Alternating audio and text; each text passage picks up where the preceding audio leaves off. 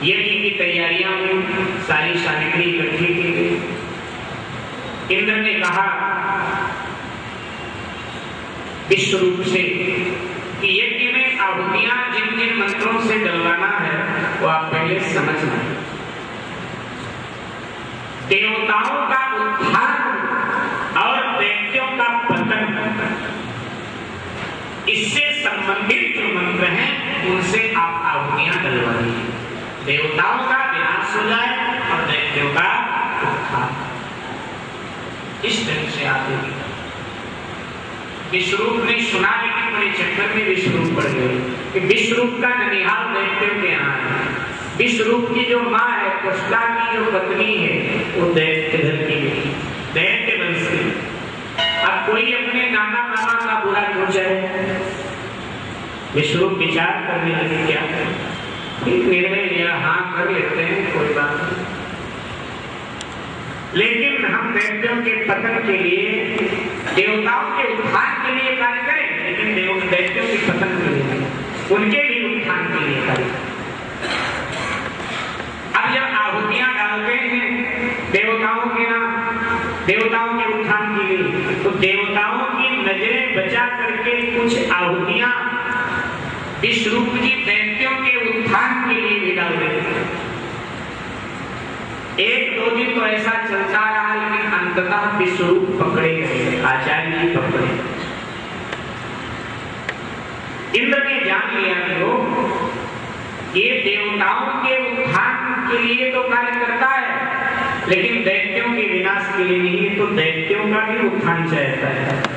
और जब दोनों का उत्थान होगा तो दोनों टकराते रहेंगे, एक निर्बल हो जाए, एक सबल हो जाए तो निर्बल डरेगा। इंद्र कुपित हुए।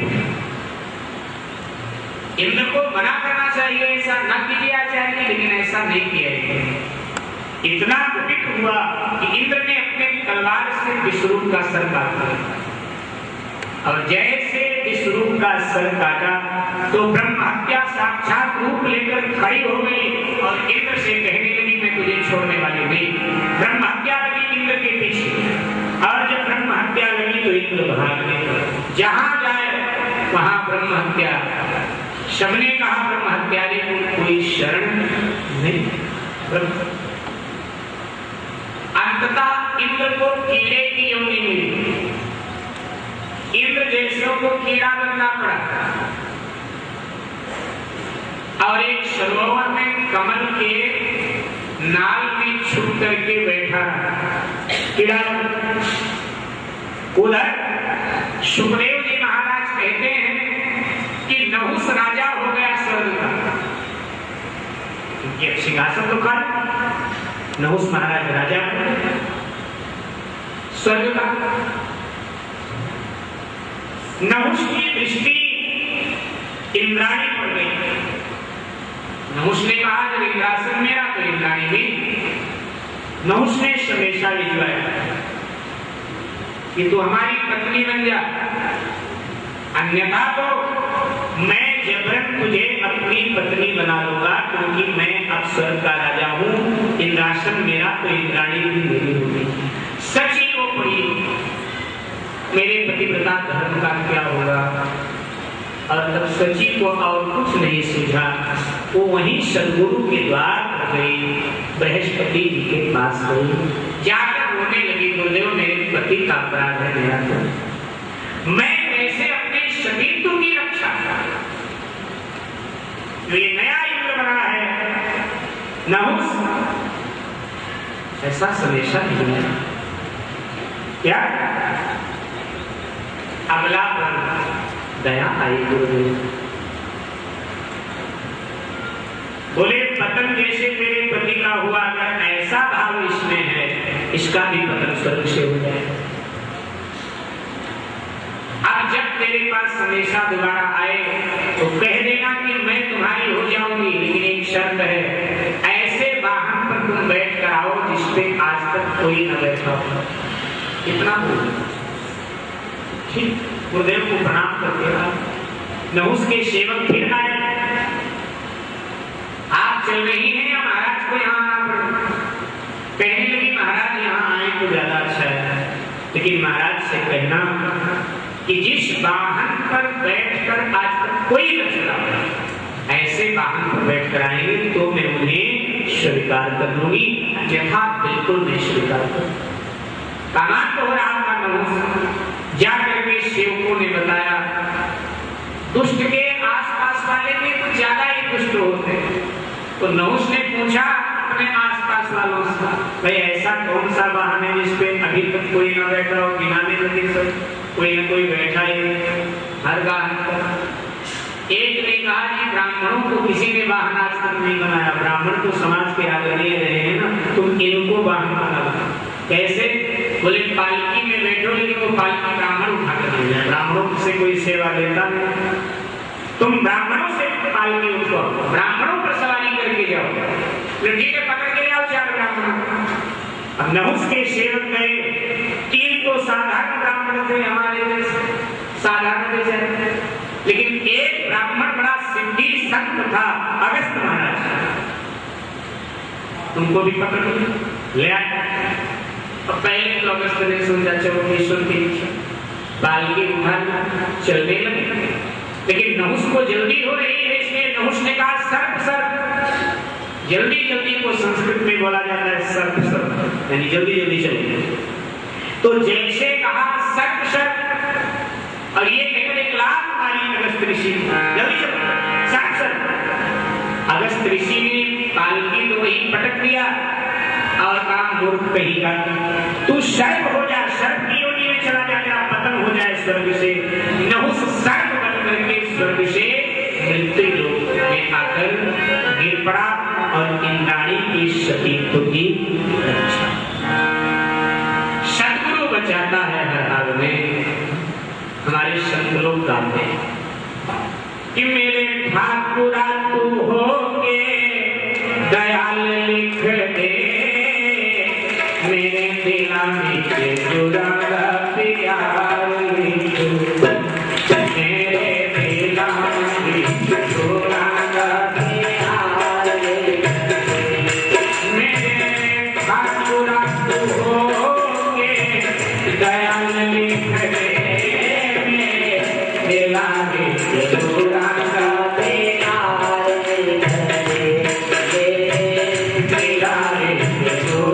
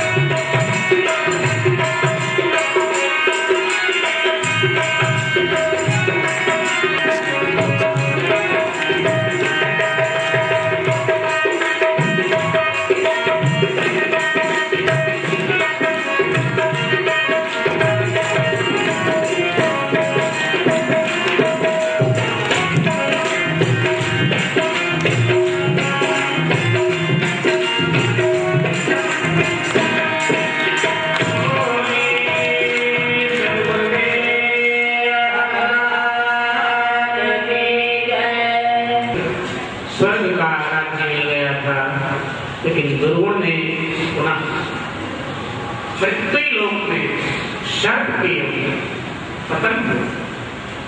इधर इंद्र के ब्रह्म हत्या के 4 भाग करके देवताओं ने मिलन मिलन जगह बांट दिया। इंद्र को पुनः देव स्वरूप की प्राप्ति हो, देव स्वरूप इंद्र को प्राप्त हुआ। बृहस्पति जी ने इंद्र को क्षमा कर दिया, पुनः अपना शिष्यत्व इंद्र को दे। तुमने भोग लिया, भोग क्षमा किया, अपना शिष्यत्व दिया, स्वीकार किया तो सदगुरु।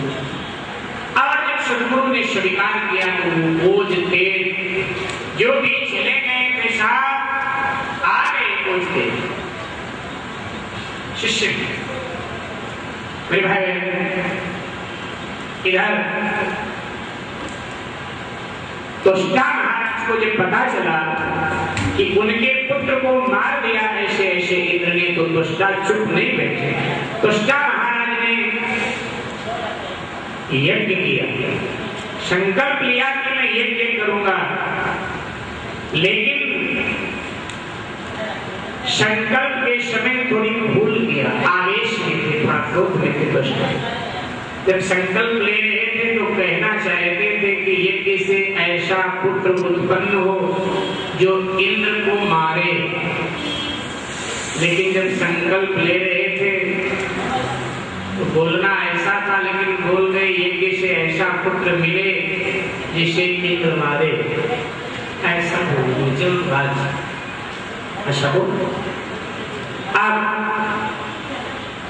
यज्ञ प्रारंभ, जब अंतिम आहुति त्वष्टा ने यज्ञ में डाला तो उसी समय पर्वताकार भयानक दानव यज्ञ से उसने कहा पिताजी क्या किया है? उसका नाम वृत्तासुर, वृत्त यानी विचार। त्वष्टा के विचार से उसका जन्म हुआ, विचार ऐसा किया तो उसका जन्म हुआ, इसलिए वृत्तासुर कहा। वृत्ति कहते जैसी वृत्ति होती है व्यक्ति का, संस्कृत में विचार वृत्ति बोला है, तो वृत्तासुर प्रकट हो गया। उसने कहा पिताजी आज्ञा क्या है?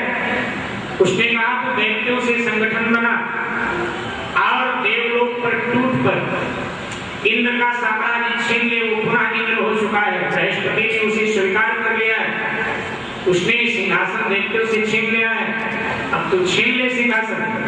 जैसे इतना कहा तो वृत्तासुर पर्वताकार हो गया।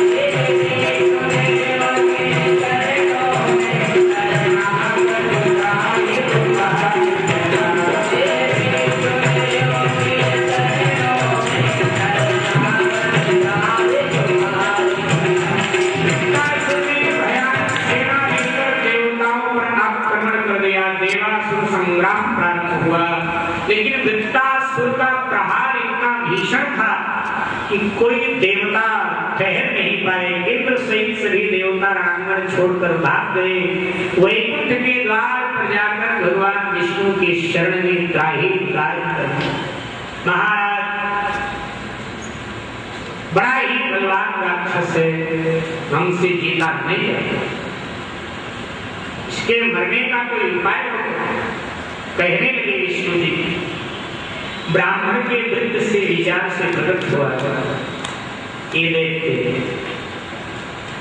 किसी ब्राह्मण को अपने पक्ष में मिलाओ तो उसी के द्वारा ये मारा जा सकता। कैसे महाराज?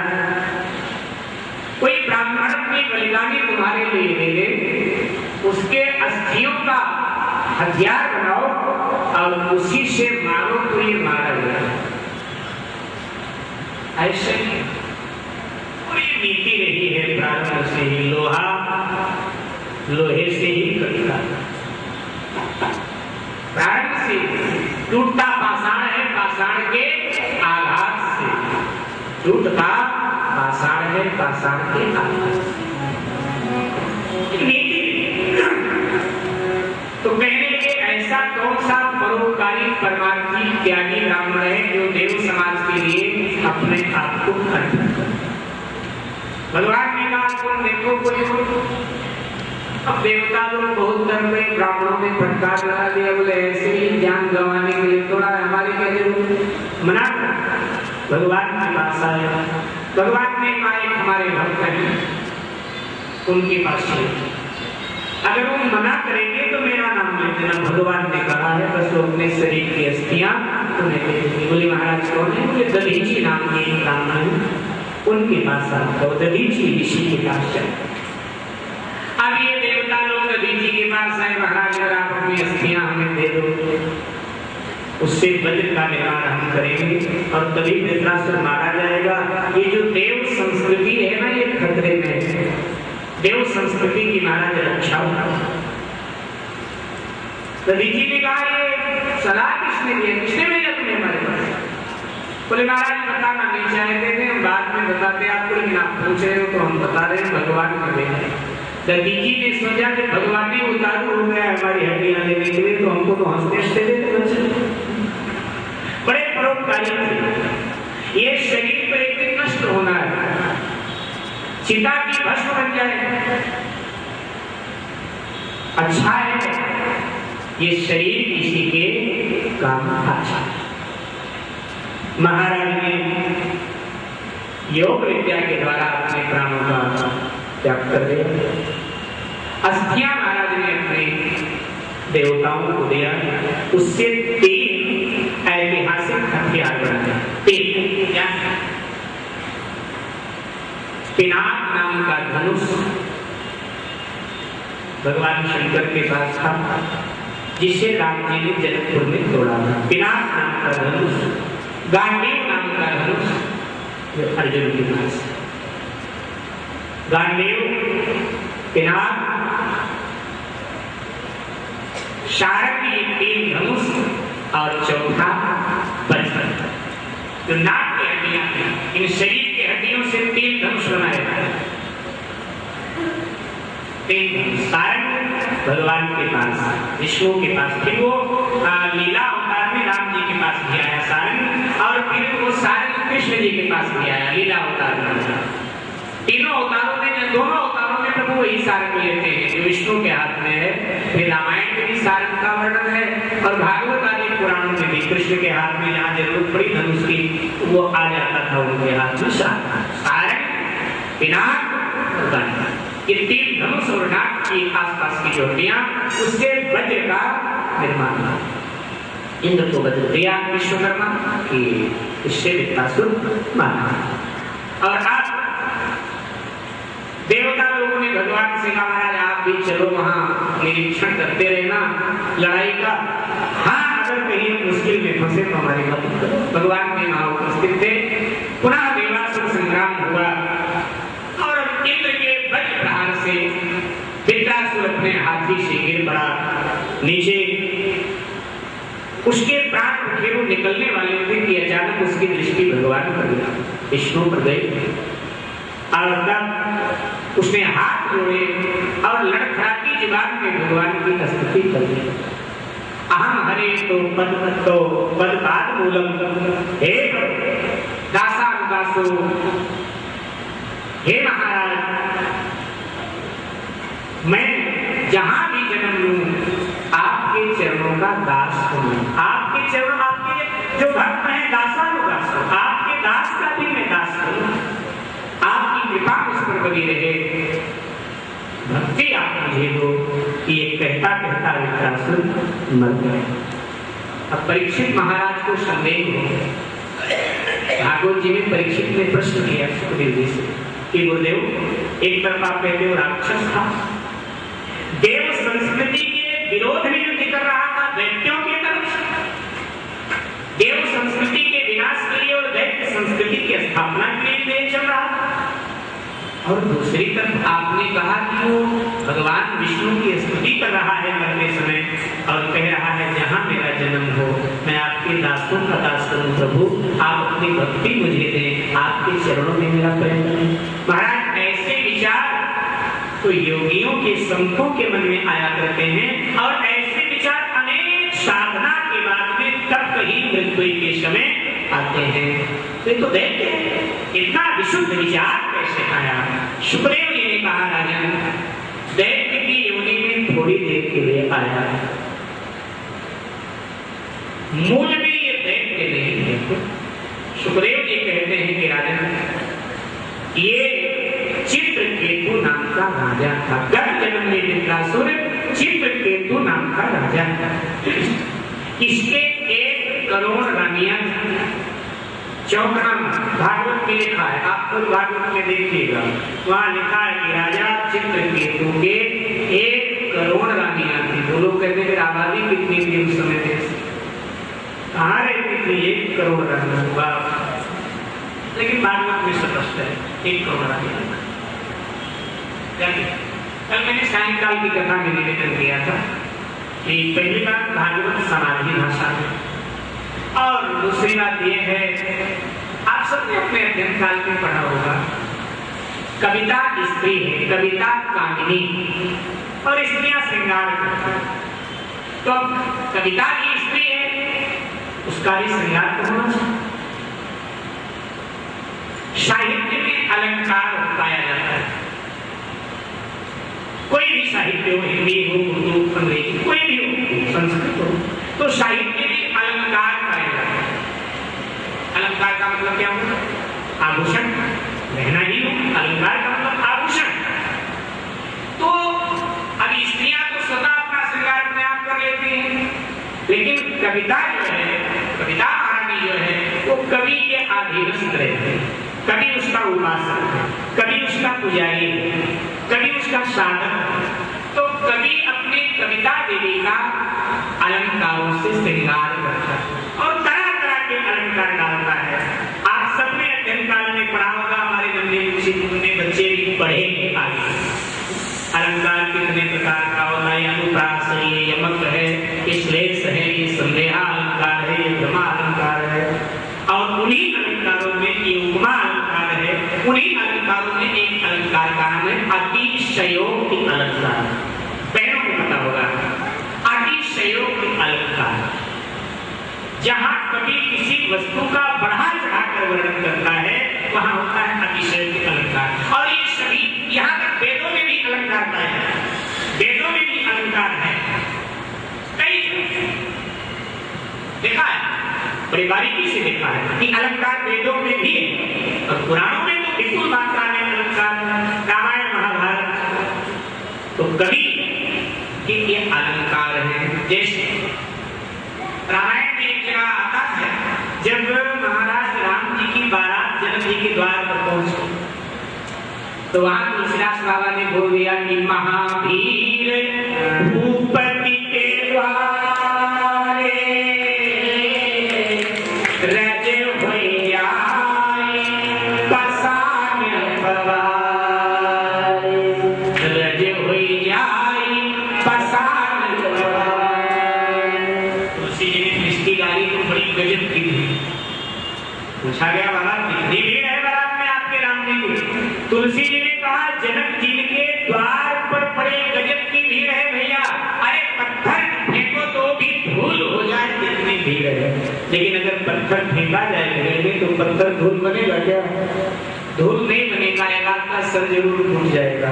लेकिन बाबा क्या कह रहे हैं कि रज हो जाए पसान पवारे, यानी अतिशयोक्ति अलंकार। कई बार कहते हैं तिल डालने की जगह नहीं है, लेकिन ऐसी बात